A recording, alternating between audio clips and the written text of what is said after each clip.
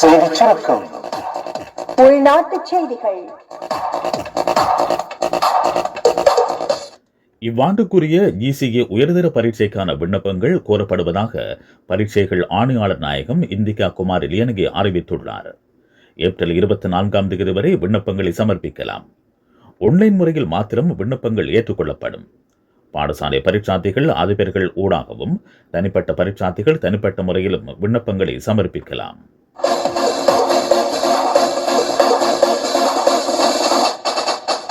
வெளிநாட்டுச் செய்திகள். ஆன்லைன் நடவடிக்கைகள் மூலம் நாட்டை சீர்குலைக்க முனைந்ததாக குற்றம் சுமத்தப்படும் 446 பேரை கைது செய்துள்ளதாக ஈரான் அறிவித்துள்ளது.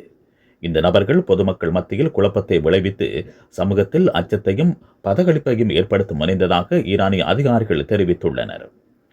அதிகாரிகளை மேற்கோள் காட்டி ஈரானிய அரச ஊடகம் செய்தி வெளியிட்டுள்ளது.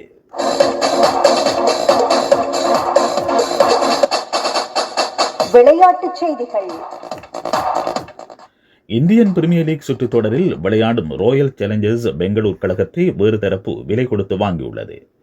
அமெரிக்க சொத்து முகாமைத்துவ நிறுவனம் பிளாக் ஸ்டோனும் வேறு முதலீட்டாளர்களும் $180 கோடி வாங்கியதாக இந்த பத்திரிகை செய்தி வெளியிட்டுள்ளது. ராயல் சேலஞ்சர்ஸ் பெங்களூர் என்பது IPL ஆரம்பிக்கப்பட்ட நாள் தொடக்கம் விளையாடி வரும் கழகமாகும்.